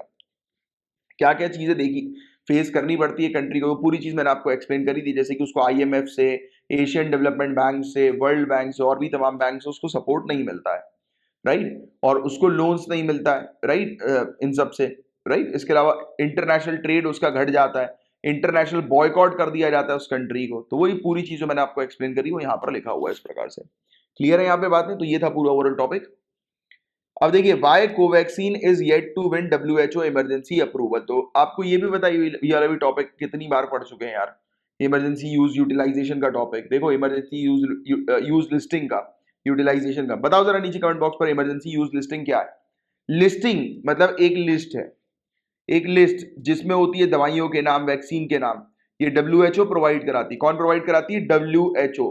तो ये लिस्ट देती है, ये इसकी लिस्ट होती है। इस लिस्ट में क्या होता है? ऐसी दवाइयां होती है जिसको आप इमरजेंसी यूज के लिए उपयोग में ले सकते हो। ऐसा क्यों? क्यों इमरजेंसी यूज के लिए, रेगुलर बेस पर क्यों नहीं? क्योंकि देखो इन सब वैक्सीन पर, इन सब दवाइयों पर, ड्रग्स पर क्या होता है, हमें देखने को मिलता है कि अभी प्रॉपर तरीके से रिसर्च नहीं की गई होती है, प्रॉपर इसके ट्रायल्स नहीं हुए होते हैं अभी तक। बस हाँ, इतना पर्याप्त हो गया होता है कि अभी ह्यूमन को ये हार्म नहीं करेगा, बट वी डोंट नो कि इसके और क्या साइड इफेक्ट्स हैं। जैसे होता है ना, कोई भी दवाई के आपको पता रहते हैं कि इसके क्या साइड इफेक्ट्स हैं, बट जब जो नई दवाइयां होती है, नई वैक्सीन होती है, you don't know about it side effect. क्यों? क्योंकि उसको अभी तक टेस्ट करने के बाद ऑब्जर्वेशन पे नहीं रखा है काफी सालों तक, राइट। क्योंकि धीरे धीरे करके एकदम से तो है नहीं, आपने कोई केमिकल लिया, ये केमिकल ही तो है बॉडी के अंदर जो जा रहा है, आपने केमिकल लिया, आपको नहीं पता, क्या पता आपको जो है ये केमिकल 5 साल 6 साल बाद जो है वो रिएक्ट करे, 5 साल 6 साल बाद जो है इसके असली कलर जो है वो सामने आए, है ना, बॉडी के अंदर स्टोर हो जाए कहीं पर ये, राइट, उसको आप आइडेंटिफाई नहीं कर पाओ। तो अभी तक क्या ये टेस्टिंग में होती है ऐसी वैक्सीन, बट इसको लॉन्च भी इसलिए करना होता है क्योंकि इसका ऑल्टरनेटिव कोई और है नहीं। जैसे कोरोना वायरस के केस में अभी जो वैक्सीन जो लॉन्च हुई है, हमारे पास इसका कोरोना वायरस को खत्म करने का कोई ऑल्टरनेटिव तो था नहीं, तो हमें यूज तो करनी ही थी। तो ऐसी जो लिस्टिंग्स होती हैं, ऐसी जो मतलब वैक्सीन वगैरह, दवाइयां वगैरह जो होती हैं, तो उसे इमरजेंसी यूज लिस्ट में जो है वो रखा जाता है। तो डब्ल्यूएचओ ने अप्रूवल करने की बात करी है भारत बायोटेक की कोवैक्सीन को, कि इसको जो है वो इस लिस्ट में रख दिया जाएगा। इससे क्या फायदा होगा हमें, कि हमारी जो वैक्सीन होगी उसको इंटरनेशनल रिकॉग्नाइजेशन मिल जाएगा, वो तो एक अलग बात है। बट जैसे कि आपको ये वाली चीज पता होगी कि अभी कुछ लिस्ट है, अगर किसी को फॉरेन जाना है, यानी कि फॉरेन कंट्री में ट्रैवल करना है, तो उन्होंने बताया हुआ है कि आप अगर ये वैक्सीन लेकर अगर आप आएंगे तो आपको जो है वो अलाउ किया जाएगा हमारी कंट्री के अंदर। बट अगर आप दूसरी वैक्सीन लगवा के आएंगे तो आपको अलाउ नहीं किया जाएगा। तो आज की डेट में पासपोर्ट वगैरह, वीजा वगैरह, वो इन सब वैक्सीन को देखकर जो है वो कि सामने वाला व्यक्ति जो है वो वैक्सीनेटेड है कि नहीं, और इस स्पेसिफिक वैक्सीन उसको लगी है कि नहीं, तो उसको देखकर किया जा रहा है। बात समझे हो? तो ये चीज है। तो ठीक है, बस इतनी सी चीज है जिसके बारे में आपको पता होना चाहिए। And what is the issue? The delay in India's indigenous vaccine getting emergency use authorization is because WHO has raised some more question on Covaxin and queries have been sent to Bharat Biotech for further clarification. अभी WHO इसलिए इसको approve नहीं कर रही क्योंकि WHO भी अभी तक क्लियर नहीं है कि ये वैक्सीन जो है वो पूरी तरह से प्रोटेक्टेड है कि नहीं। तो वो कुछ WHO के सवाल हैं टेक्निकल, तो उसका आंसर दे रही है भारत बायोटेक। आपको देने की जरूरत नहीं, क्योंकि आप ये इस एग्जाम की जनरलाइज तरीके से तैयारी कर रहे हो। इसमें इस एग्जाम में कोई रॉकेट साइंस आपको नहीं पढ़ना है। कहाँ पर इन डेप्थ चीजों को पढ़ना है वो मैं आपको बताऊंगा, बस कवर करते चलो। And as per WHO it is waiting for an additional piece of information. तो WHO इंफॉर्मेशन जो है वो चाह रही है, थोड़ा सा और पूछना चाह रही है कि भाई इसके अंदर और क्या चीज है, राइट। जब WHO सेटिस्फाई हो जाएगी तब ये डाल देगी, राइट, इसको इमरजेंसी यूज लिस्टिंग में। तो WHO अप्रूवल इज नेसेसरी, हमें WHO के अप्रूवल की क्यों आवश्यकता है, तो वही पूरी चीज मैंने आपको एक्सप्लेन कर दी है, वो यहाँ पर लिखी हुई है इस फॉर्मेट में, राइट। और कंपनी जो है वो एक्सपोर्ट भी कर सकती है दूसरी कंट्रीज को अगर WHO का ये मिल जाए तो, अप्रूवल मिल जाए तो। क्या है ये इमरजेंसी यूज लिस्टिंग, तो ये भी मैंने आपको पूरा एक्सप्लेन कर दिया, पूरा यहाँ पर लिखा हुआ है, राइट, पूरी चीजें कि जितनी भी ये दवाइयां वगैरह हम लोग को देखने को मिलती है उसको अगर इमरजेंसी तौर पर लेना होता है तो इस प्रकार से जो है वो रखा जाता है। अब ये वाली चीज भी इंपॉर्टेंट है, to be eligible the following criteria must be met. अगर इमरजेंसी यूज लिस्टिंग के लिए अगर किसी वैक्सीन को, किसी दवाई वगैरह को, ड्रग्स वगैरह को, राइट, तो अगर आपको अप्रूव करवाना है तो क्या क्या एलिजिबिलिटी जो है वो रखनी पड़ेगी, यानी कि क्या एलिजिबिलिटी है। तो disease for which the product is intended is serious. पहली बात तो वो डिजीज जिसके लिए ये प्रोडक्ट बना है वो सीरियस डिजीज होनी चाहिए, राइट, लाइफ थ्रेटनिंग होनी चाहिए कि ऐसी बीमारी जिसके कारण से लोगों की जान जा रही है, तो अभी इमरजेंसी, यही तो हुई ना इमरजेंसी सिचुएशन, कॉमन सी बात है, राइट। और इसके अलावा ये ऐसी डिजीज होनी चाहिए जो कि फैलने वाली होनी चाहिए, एपिडेमिक हो सकती है, पेंडेमिक हो सकती है उस डिजीज के कारण, जैसे कि कोरोना वायरस, राइट। और फिर ये चीज पहले देखा जाता है, फिर ये चीज दूसरी देखी जाती है कि उस पर्टिकुलर बीमारी को ठीक करने के लिए कोई भी लाइसेंस प्रोडक्ट नहीं होना चाहिए। जैसे आज की डेट में कोरोना वायरस की वैक्सीन अभी अभी आई है, इससे पहले तो कुछ था नहीं ऐसा, है ना। तो यही चीज देखी जाती है कि अभी तक कोई भी लाइसेंस ट्रीटमेंट नहीं है, राइट। और अभी जो आपने ट्रीटमेंट बनाया है उसको आप जो है वो उपयोग में ला सकते हो, क्योंकि पहली बात तो कोई और दूसरा ऑल्टरनेटिव ट्रीटमेंट नहीं है सक्सेसफुल, और दूसरी बात अगर आप नहीं लेके आओगे इस ट्रीटमेंट को, राइट, तो और लोगों की लगातार जान जाती रहेगी, राइट। तो ये चीज इस प्रकार से जो है वो देखकर एलिजिबल जो है वो किया जाता है, एलिजिबिलिटी जो है वो प्रोवाइड की जाती है वैक्सीन को या कोई भी ड्रग्स वगैरह को। And product is manufactured in compliance with current good manufacturing practice in case of medicine and vaccine and under functional quality management system in case of IVDs, right, in vitro diagnosis, right. Diagnostics जो tools हम लोग को देखने को मिलते हैं, devices वगैरह हम लोग को देखने को मिलती हैं। तो आप देखो सिंपल सी चीज ये है कि आप इसमें ये भी इंश्योर करना है कि भैया आप जो भी प्रोडक्ट बनाओ वो क्वालिटी प्रोडक्ट होना चाहिए, ऐसा नहीं होना चाहिए कि पता लगे जिससे कि और लोगों की जान जो है वो चली जाए। तो पूरे उसकी क्वालिटी को बहुत ध्यान से जो है वो देखा जाता है, सर्टिफाई करने के बाद ही ऐसी वैक्सीन को या ऐसी दवाइयों को उतारा जाता है मार्केट में, बाजार में। ठीक है, बस ठीक है, ये वाली चीजें हैं, उसमें और कुछ आपको जानने की जरूरत नहीं, this is more than sufficient. ठीक है, और कई बार इतनी बार टॉपिक आ चुका है, आपको तो जो रेगुलर स्टूडेंट है रट चुका होगा, इतनी बार हम लोग इस टॉपिक को पढ़ चुके हैं। चलिए भाई, अब आप बात करेंगे पेपर 2 से रिलेटेड इतने ही टॉपिक्स थे, अब पेपर 3 के टॉपिक्स को कवर करना है। अब देखिए बात हो रही है बोवाइन मेस्टाइटिस के बारे में, बोवाइन मेस्टाइटिस के बारे में यहाँ पर बात हो रही है, तो इस पर हम लोग समझते हैं। तो बोवाइन मेस्टाइटिस जो है ये एक कॉमन इन्फेक्शियस डिजीज है जो कि अफेक्ट करती है फार्म की प्रोडक्टिविटी को। इसमें जो गाय भैंस जो है उनकी मिल्क की क्वालिटी जो है, दूध की गुणवत्ता जो है उसमें गिरावट होती है, और इसीलिए जो हम लोग को देखने को मिलते हैं कि जो फार्मर्स इन्वॉल्व होते हैं तो उनकी इनकम जो है वो रिड्यूस हो जाती है, तो ये क्लियरली उनकी इनकम को इम्पैक्ट करती है। तो याद रखना, बोवाइन मेस्टाइटिस जो हम लोग को देखने को मिलती है ये गाय बछड़ों की, मवेशियों की जो है वो डिजीज है, बीमारी है, जिसमें उनकी मिल्क की क्वालिटी जो है वो खराब हो जाती है। It is potentially फटाल memory gland infection, तो ये खतरनाक स्तन ग्रंथि संक्रमण होता है।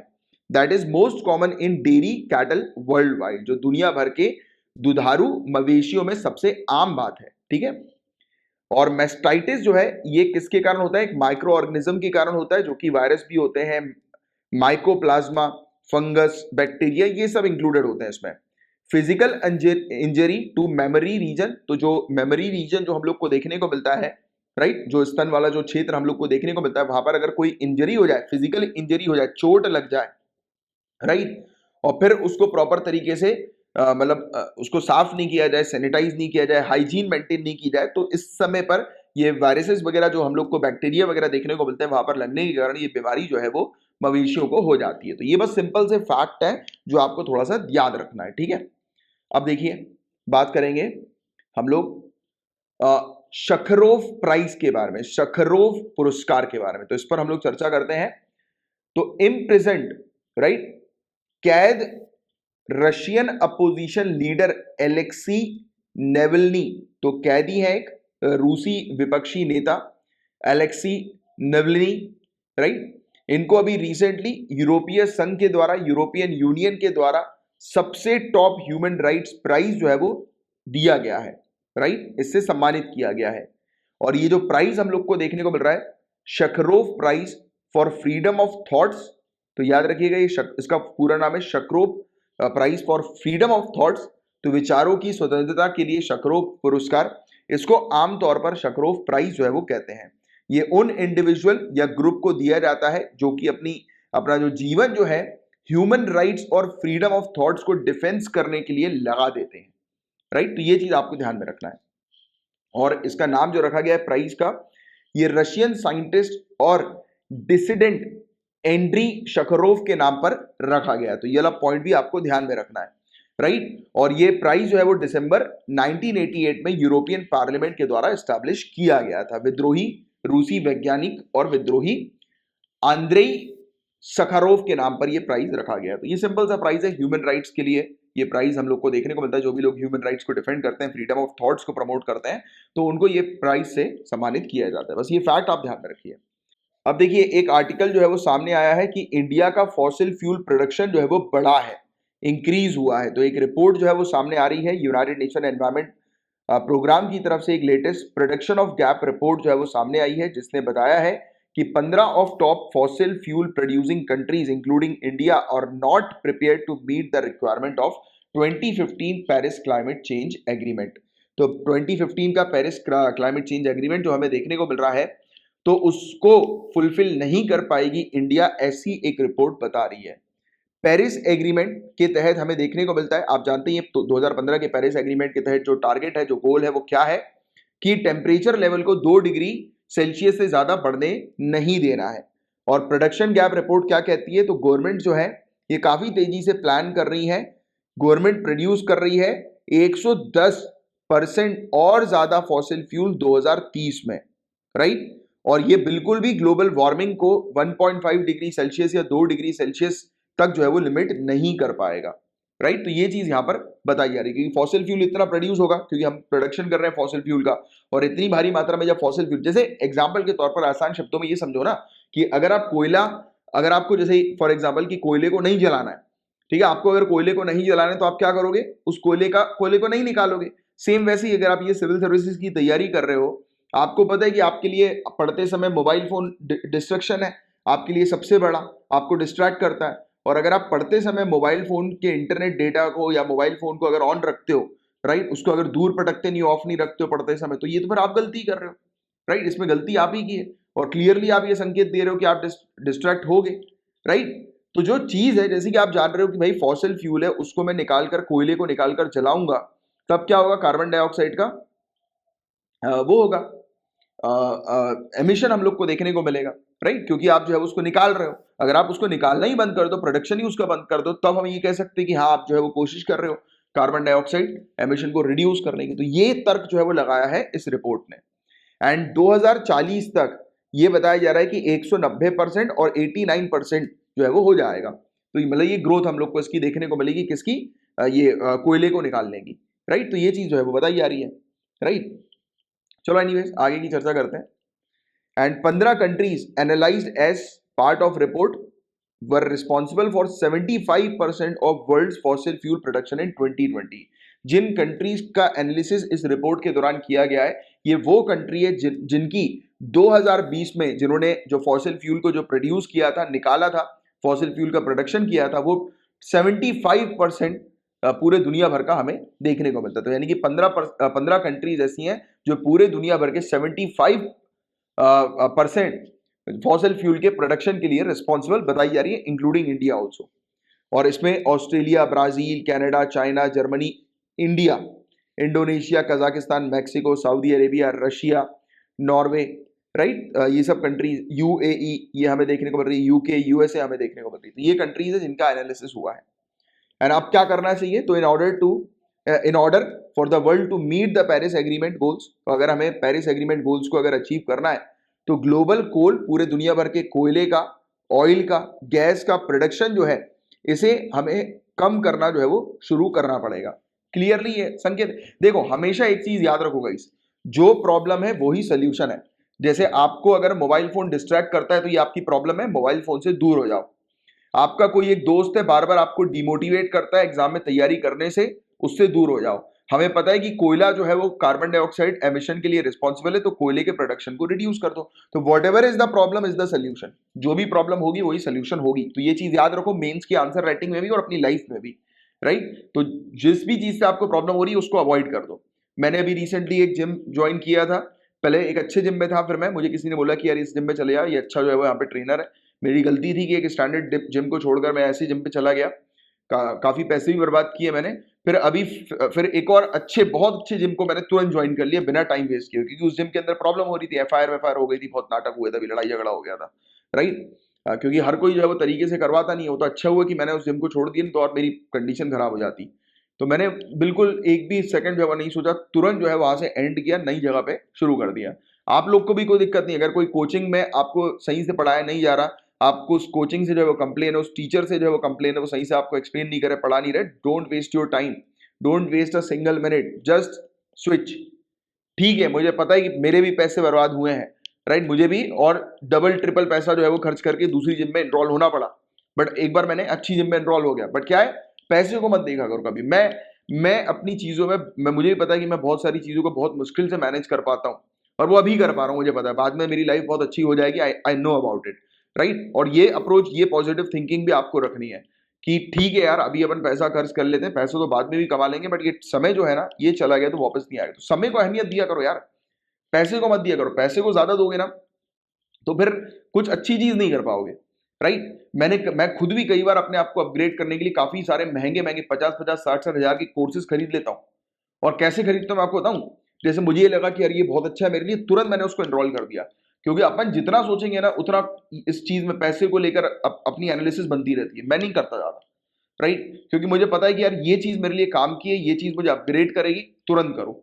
आपको लग रहा है कोई कोचिंग में आपने पैसा फंसा दिया है तो उसमें लड़ने की जरूरत नहीं। बट देखो, पहली बात, सभी कोचिंग अच्छी होती है, बट हाँ, अगर वो सिलेबस के अकॉर्डिंग, टाइम के अकॉर्डिंग नहीं करा रहा है तो डोंट वेस्ट योर टाइम, तुरंत स्विच करो, ठीक है, तुरंत स्विच, क्योंकि ये जो आपका समय है ये दोबारा लौट के नहीं आएगा। चलो, बाकी मेरा काम है आपको बताने का, सही गाइड करने का, बाकी वो पूरी पर्सनली आपके ऊपर है यार। इंडिया के क्या प्लान है और पेरिस एग्रीमेंट के गोल के, अगर उसको देखें अपन, राइट, यानी कि इंडिया के प्लान्स को देखें और पेरिस एग्रीमेंट के गोल्स को देखें, इसको अगर डिफरेंशिएट करें तो India is the 7th largest producer of fossil fuel, पूरे दुनिया भर में 7वें नंबर पर हम आते हैं फॉसिल फ्यूल के प्रोडक्शन के लिए। And as a part of Paris agreement, India ने, हम लोगों ने जो है वो प्लेज ली है, हम लोगों ने जो है वो कहा है, हम लोगों ने जो है वो आप कह सकते हो प्रॉमिस किया है कि 33 से 35% रिडक्शन हम लोग करेंगे एमिशन इंटेंसिटी का, राइट, 2005 के लेवल से 2030 तक। मतलब आसान शब्दों में 2030 तक हम लोग जो है वो 33 से 35% रिडक्शन जो है वो करेंगे उस लेवल का जो लेवल 2005 में था। यानी कि 2005 में जैसे मान के चलो कि 100% इतना प्रोडक्शन जो है वो हुआ था, राइट, जैसे कि हम इसको जो है वो बेस ईयर मान रहे हैं कि इस समय जितना एनवायरमेंट था 2005 में, जिस प्रकार की एयर क्वालिटी थी, उसके कंपैरिजन में हम लोग जो है वो 2030 तक 33 से 35% की कटौती जो है वो करेंगे, राइट। तो ये हमारा पेरिस एग्रीमेंट का टारगेट है और ये हमारा गोल्स है, ये हमने प्लेज लिया है, right. However, as a part of Atmanirbhar Bharat campaign, आत्मनिर्भर भारत कैंपेन के तौर पर गवर्नमेंट ने यह भी प्लेज लिया है कि हमें अपनी कंट्री को सेल्फ रिलायंट बनाना है, हमें कोल का प्रोडक्शन करना है, और इवन हमारी जो इंडस्ट्रीज वगैरह है उसे हमें सेट करना है जो कि कोल के थ्रू पावर जनरेट करेगी। तो इसलिए हमें देखने को मिल रहा है कि ये थोड़ी सी चीज हमारी जो है वो मिसमैच हो रही है। But yes, what we can do is, we can mainly, आप ये मेंस में लिख सकते हैं कि हम लोग क्या कर सकते हैं, हम लोग जो है वो रिन्यूएबल एनर्जी पर फोकस कर सकते हैं, नई नई टेक्नोलॉजी पर फोकस करते हैं, जैसे कि हाइड्रोजन, जो हमारा मिशन, हम लोग को नेशनल हाइड्रोजन मिशन हमें देखने को मिलता है, तो इसको आप लिखिए, ये सब पॉइंट्स लिखिए आप। तो ये यूपीएससी डिमांड करती है कि आप पॉइंट्स लिखें सोल्यूशन वाले, कि चलो ठीक है ये तो इशू हो गया तो इसको आप कैसे सॉल्व करेंगे, तो ये पॉइंट्स लिखें। तो ये सब चीजें आपको पता होनी चाहिए। और इंडिया के पास अभी कोई ऐसा फेडरल लेवल पर कोई पॉलिसी नहीं है। फेडरल लेवल की पॉलिसी का मतलब हमारे पास सेंटर और स्टेट गवर्नमेंट की ऐसी कोई एक पॉलिसी, सिंगल पॉलिसी नहीं हमें देखने को मिल रही है, राइट, जिसके कारण फॉसिल फ्यूल के प्रोडक्शन को हम लोग रिड्यूस कर सकें, राइट, और इंश्योर कर सकें कि हम लोग जल्दी से जल्दी रिन्यूएबल एनर्जी पे ट्रांजिट कर सकें। तो हमें ये, अब ये प्रॉब्लम है, तो इस प्रॉब्लम का क्या सोल्यूशन है, तो पॉलिसी लानी चाहिए, हमें स्टेट्स के साथ मिलकर जो है वो बात करनी चाहिए इस चीज पर। Why is there a need to limit the use of fossil fuel? अरे ये तो आप लोग को बताने की जरूरत नहीं, क्यों हम लिमिट कर रहे हैं फॉसिल फ्यूल को, क्योंकि कार्बन डाइऑक्साइड का एमिशन बढ़ता जा रहा है, राइट, तो वो एक बड़ी वजह है। एयर पोल्यूशन, और देखो यहाँ पर ये बहुत बढ़िया चीज लिखी हुई है, इसको आप मेंस में उपयोग कर सकते हैं। इन्होंने क्या लिखा है कि एयर पोल्यूशन के कारण होने वाले जो नुकसान है, इसको इन्होंने मॉनिटरी वैल्यू जो है वो दे दी है, राइट। तो ये बताया जाता है कि हर साल एयर पोल्यूशन के कारण 2.9 ट्रिलियन यूएस डॉलर का नुकसान होता है, या फिर 8 बिलियन यूएस डॉलर का हर दिन जो है वो नुकसान होता है पूरे दुनिया भर में, एंड जो कि 3.3% पूरे दुनिया भर की जीडीपी का है। तो ये एयर पोल्यूशन के कारण होने वाले नुकसान बताए जाते हैं, राइट। और इंडिया एस्टिमेट करती है, इंडिया ने एस्टिमेशन लगाया कि इंडिया को एयर पोल्यूशन के कारण होने वाले जो नुकसान हो रहे हैं वो 150 बिलियन यूएस डॉलर के आसपास के बताए जा रहे हैं। ओवरऑल चैलेंजेस क्या क्या हम लोग को देखने को मिल रहे हैं, तो एज ऑफ नाउ अभी तक ह्यूमन एक्टिविटीज ने ऑलरेडी क्या चीज सही है, ग्लोबल टेम्परेचर जो है वो इंक्रीज हो गया 1 डिग्री सेल्सियस से प्री इंडस्ट्रियल लेवल से ऊपर। अगर हम देखें 1950 और 1900 के पीरियड में, राइट, तो इस पीरियड में हम लोग को देखने को मिला था कि टेम्परेचर लेवल जो था इस पीरियड के कंपैरिजन में 1 डिग्री अभी बढ़ ही चुका है already. And currently countries emission target जो है वो नॉट इन अ लाइन। तो आज की डेट में कंट्रीज के जो टारगेट्स हैं जो उन्होंने सेट किए हुए हैं कि हम लोग को टेम्परेचर लेवल को डिक्रीज करना है, 2 डिग्री सेल्सियस से ज्यादा बढ़ने नहीं देना है, 1.5 डिग्री सेल्सियस से और लिमिट जो है वो करना है। तो ये सब टारगेट जो है अचीव नहीं कर पा रही है काफी सारी कंट्रीज, तो ये इशू चल रहे हैं। तो आज की डेट में इंडिया को क्या करना चाहिए, तो हम लोग को डोमेस्टिक एक्सप्लोरेशन को रिड्यूस करना चाहिए। मतलब हम जो फॉसिल फ्यूल को जो प्रोड्यूस कर रहे हैं, एक्सट्रैक्ट कर रहे हैं, तो उस पर हम लोग को रिड्यूस करना चाहिए, कम करना चाहिए। और हमें प्रोडक्टिविटी जो है वो इंक्रीज कर देनी चाहिए, जैसे वेस्टेज नहीं होने देना चाहिए। तो ये भी चीज आप लिख सकते हैं, क्योंकि प्रोडक्टिविटी कब बढ़ेगी, जब आप वेस्टेज नहीं होने देंगे। हमें स्ट्रेटेजिक रिजर्व जो है वो उसे बढ़ाना चाहिए अपना। हमें जो है रीस्ट्रक्चर करना चाहिए, रीऑर्गेनाइज करना चाहिए पब्लिक सेक्टर पेट्रोलियम कंपनीज को।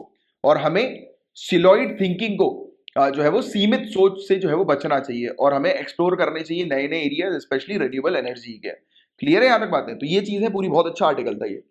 अब यार ये उड़ान स्कीम के बारे में इतनी बार पढ़ा चुका हूं मैं, रट चुका होगा ये टॉपिक भी आपको। आज तो बहुत सारे रिपीटेड टॉपिक, मजा नहीं आता कभी कभी जब रिपीटेड टॉपिक आए तो, बट ठीक है, जरूरी है, रिवीजन भी रेगुलरली जरूरी है। तो इसलिए मैं भी रिपीटेड टॉपिक जब आते हैं तो उसको भी प्रॉपर तरीके से कवर करवा देता हूँ, जिससे कि एक तो मेरे जो रेगुलर स्टूडेंट्स हैं उनका रिवीजन हो जाए, और जो रेगुलर बेसिस पर अपने साथ नए स्टूडेंट जुड़ रहे हैं तो उनको अच्छे से एक टॉपिक समझ में आ जाए। तो गवर्नमेंट ऑफ इंडिया ने आइडेंटिफाई किया है 21 अक्टूबर को उड़ान डे के तौर पर। Point two be noted, point to be remember. ये दिवस जो है, इस समय ये स्कीम का डॉक्यूमेंट जो है वो पहली बार रिलीज हुआ था, उड़ान स्कीम का। कब रिलीज हुआ था, कौन से साल में रिलीज हुआ था, बताओ जरा नीचे कमेंट बॉक्स पे लिख कर। तो 2016 में केंद्र की नेशनल सिविल एविएशन पॉलिसी जो है तो वो लॉन्च की गई थी ऑनरेबल प्राइम मिनिस्टर के द्वारा। एंड जो स्कीम जो है उड़ान स्कीम, उड़े देश का आम नागरिक, इसका मेन एम क्या है, एक तो कनेक्टिविटी को एनहेंस करना फर्स्ट, दूर दराज के एरियाज पर अफोर्डेबल, दूसरा अफोर्डेबल सस्ते रेट में लोग जो है वो ट्रैवल कर सकें।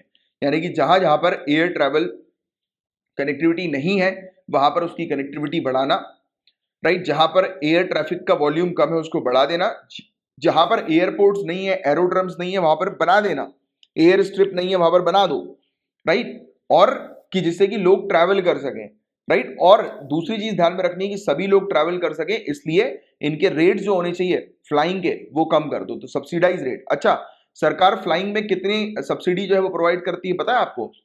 50%, 50% सरकार की तरफ से प्लेन में सब्सिडी जो है वो दी जाती है सीट्स में, और उसके ऊपर फिर नहीं दी जाती, ठीक है। तो ये वाला पॉइंट भी आपको ध्यान में रखना है। इस स्कीम के तहत ये देखो, ये लिखा हुआ है, nearly half of the seats in UDAN flights are offered at subsidize rate. तो सरकार जो है वो 50% सीट जो होती है वो सब्सिडाइज रेट में प्रोवाइड कराती है। तो ये पॉइंट याद रखना, राइट। तो ये तो रट गया होगा। और वायबिलिटी गैप फंडिंग क्या होता है ये पता है आपको? वायबिलिटी गैप फंडिंग, इसका मतलब क्या है? ये टर्म आपसे डायरेक्ट पूछ सकते हैं ये लोग इकोनॉमिक्स में कि बताओ वायबिलिटी गैप फंडिंग क्या है। देखो, इसको इस तरीके से समझो, ठीक है। अभी अपन प्लेन्स की बात करें तो एयरपोर्ट की बात करते हैं। जैसे कि आपका एक दोस्त है, आपके एक दोस्त ने एयरपोर्ट जो है वो बनाया, राइट, चालू कर दिया, शुरुआत कर दी एयरपोर्ट बनाने की। बट क्या हुआ, इसके पास अचानक से पैसे की कमी आ गई और ये अपने एयरपोर्ट को पूरा नहीं बना पाया।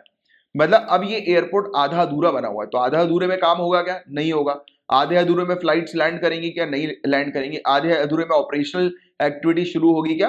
तो नहीं होगी, राइट। तो अभी क्या है, काम खराब है, आधा अधूरा बना हुआ है।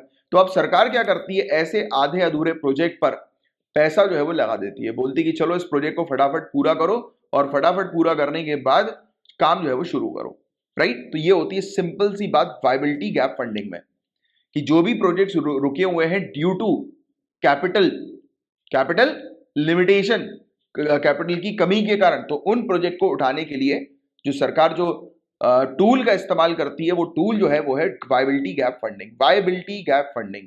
और ये शेयर होता है सेंटर और स्टेट दोनों के बीच में, राइट। तो ये चीज है जिसके बारे में आपको ध्यान में रखना है। अब स्कीम जो है ये उड़ान स्कीम, ये जॉइंटली फंड की जाती है सेंटर और स्टेट गवर्नमेंट के द्वारा, और 10 सालों के लिए स्कीम जो है वो चलेगी, और फिर उसके बाद और फर्दर इस स्कीम को जो है वो एक्सटेंड कर दिया जाएगा। अब उड़ान 4 की बात करें तो चौथा राउंड उड़ान का हम लोग को देखने को मिला है, 2019 में लॉन्च किया गया। इसका मेन फोकस था, ये याद रखना उड़ान 4 का क्या क्या फोकस है।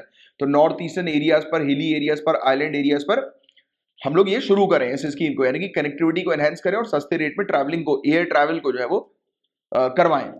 और साथ ही साथ एयरपोर्ट जो है जो ऑलरेडी डेवलप हो चुके हैं एयरपोर्ट अथॉरिटी ऑफ इंडिया के द्वारा, तो उन्हें वायबिलिटी गैप फंडिंग स्कीम के तहत बेनिफिट दिया जाएगा, प्रायोरिटी पे उनको रखा जाएगा। मतलब कि जो भी AAI, airport authority of India ने जो भी एयरपोर्ट्स बनाए हैं but due to capital issues वो एयरपोर्ट कंप्लीट नहीं हो पा रहा है, तो उसमें पैसा लगा के सरकार उसको कंप्लीट करेगी।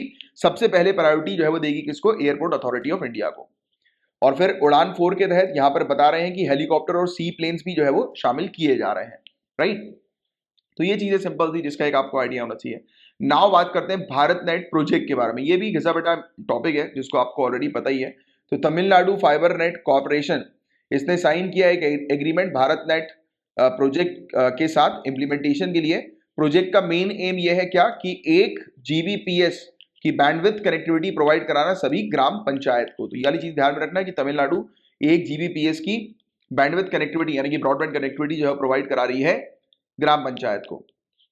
और भारत नेट की बात करें तो भारत नेट प्रोजेक्ट जो है जिसे ओरिजिनली 2011 में लॉन्च किया गया था, किस नाम से? नेशनल ऑप्टिकल फाइबर नेटवर्क के नाम से, और फिर इसका नाम 2015 में चेंज करके भारत नेट रख दिया गया।